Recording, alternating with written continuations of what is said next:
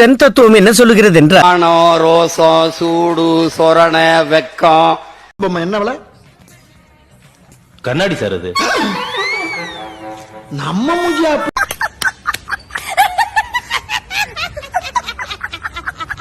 இல்ல ஏதாவது ஒண்ணு இருக்க உங்களுக்கு தெரியுமா முதல்ல சொல்லுங்க இருக்க ஆனா எல்லாரும் நல்ல கசங்காத வேட்டி சட்டை மட்டும் வெக்க மயிர் இல்லாம கட்டிக்கிறீங்க. டேய் இந்த ஆக்ட் குடுக்குற வேலையெல்லாம் என்கிட்ட வச்சுக்காதடா. நீ யாருன்னு எனக்கு தெரியும். மாமாவை நீ நல்லதா நினைக்காத. சின்ன மாமா இப்படிதான் சொல்றீங்க.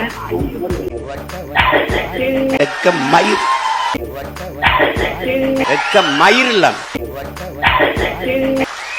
என்னை நான் கவர்ச்சியால் வந்து விட்டேன் என்று சொல்கிறார்கள்.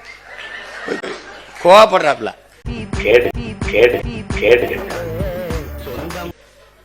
தப்பு தானே. அவரு மண்டேலா மாதிரி 27 ஆண்டு சிறையில் இருந்து வந்திருக்காப்ல. ஒரு பொட்டன் சொன்ன நான் சொல்றேன் சொல்லு போ. எண்ணற்ற தியாகங்கள், எண்ணற்ற வழக்கு, பல சிறை கொட்டடிகள், அனுபவம்.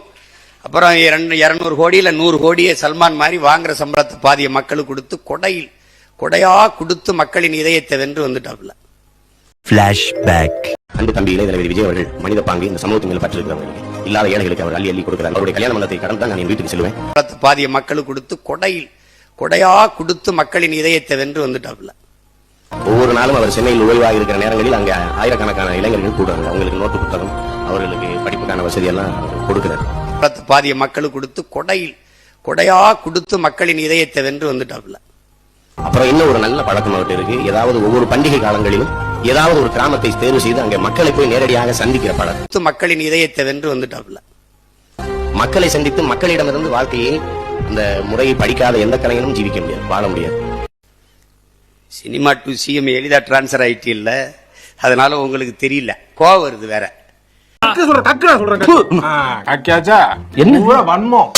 வன்மங்களை உள்ள வச்சிருந்தா உனக்கும் கெடுதல் எங்களுக்கும் கெடுதல். கக்கிட்டினா போதும். சரி, என்னதான் தகுதி சொல்லுங்களேன் சிஎம் சார். சிஎம் சார், நீங்க உங்களை மக்கள் தேர்வு செஞ்சதுக்கு ஒரே ஒரு காரணம் சொல்லுங்க. ஓ அப்படியா விஷயம்? ஒரு நிமிஷம் சொல்றேன்யா. ஒண்ணு இல்ல 3 சொல்றேன். விஜய் அவர்கள் திரள் நிதி வாங்கிட்டு நல்லது பண்றேன் அப்படின்னு வரல. அவரு ஒரு 10 வருஷத்துக்கு மேல மக்கள் இயக்கம் அப்படின்னு ஒண்ணு நடத்தி மக்களுக்கு பண்ணிட்டு அதுக்கப்புறம் அரசியலுக்கு வந்திருக்காரு. இது நம்ம லிஸ்ட்லயே இல்லையே. நம்பர் 2, அவரோட வாக்குறுதிகள்லாம் சினிமால வர மாதிரி இல்ல.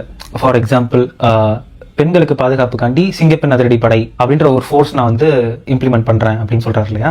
அது ரியல் டைம்ல பாசிபிள் தான். அதை விட்டுட்டு ரேபிஸ்ட் நிக்க வச்சு நான் சுடுவேன் அப்படின்னு லா புக்லேயே இல்லாத ஒரு ரூலை நான் பண்ணுவேன்னு சொல்லி சினிமால வர மாதிரி பேசல. 3வது, அவரோட எதிரிகள் யாருன்னு ரொம்ப கிளியரா இருந்தாரு. டிஎம்கே தான் அவரோட எதிரின்னு சொல்லி அவங்கள மட்டும்தான் எதிர்த்து பேசினாரு, அட்டாக் பண்ணாரு. அதே மாதிரி அவர் டிஎம்கேவை அட்டாக் பண்ணியிருந்தாலுமே பொசிஷன்ல இருக்க அபிஷியல்ஸ் அண்ட் மினிஸ்டர்ஸ் தான் கேள்வி கேட்டிருந்தார்.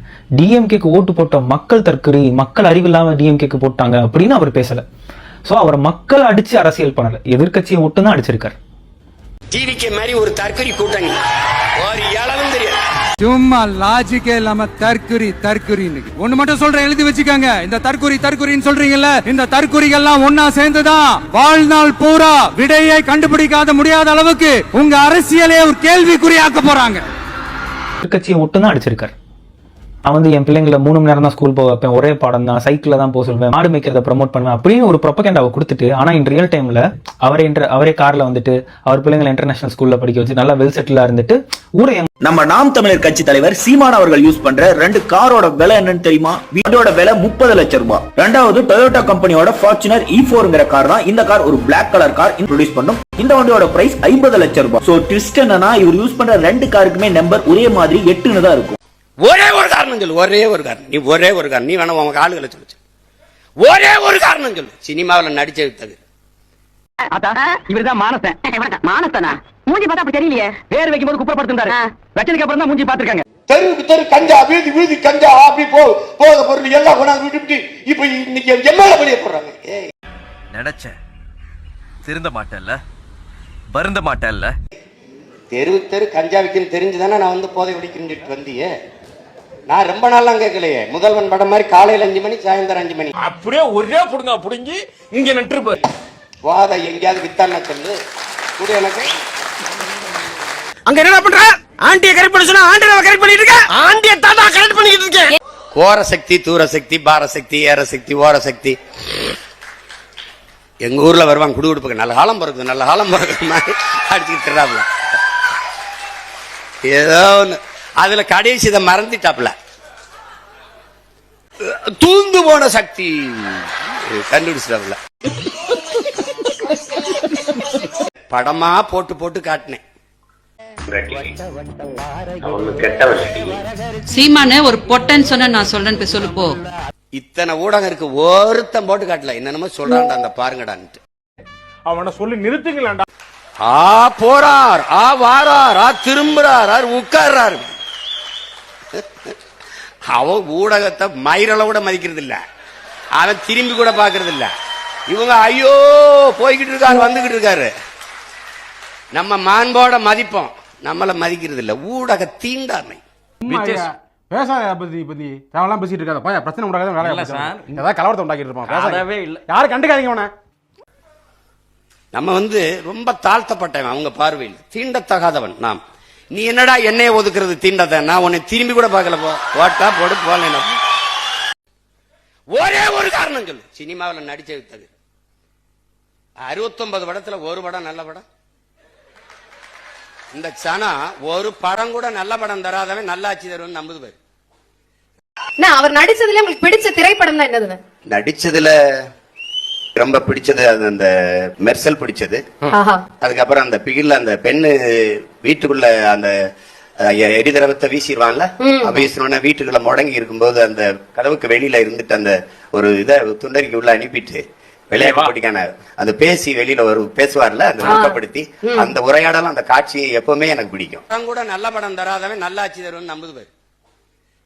அதனால அந்த பிகில் நினைக்கிற அந்த படம், அந்த படம் எனக்கு ரொம்ப பிடிக்கும், ரொம்ப சிறப்பு சிறப்பு. அதான் சீமான் அண்ணங்கிறது. என்னுடைய தம்பி விஜய் அவர்கள் வருவதற்கு உங்களுடைய அப்பா எஸ்சி பெரிய காரணம், உதவி இருக்கலாம். ஆனால் இன்றைக்கு தமிழ் திரையுலகின் உயர்ந்த நட்சத்திரமாக சூப்பர் ஸ்டாராக அவர் இருக்கிறார் என்றால் அவருடைய உழைப்பு தான் இருப்பதே பாவம். சீமான் எல்லாம் விஜய் பத்தி எப்படி தம்பி கேள்வி கேட்க முடியும்? தம்பி தம்பி மூச்சுக்கு ஒரு வாட்டி சொல்றாரு. யாரு பைத்தியம்? அவனை போய் கேள்வி கேட்டுட்டு இருக்கீங்க.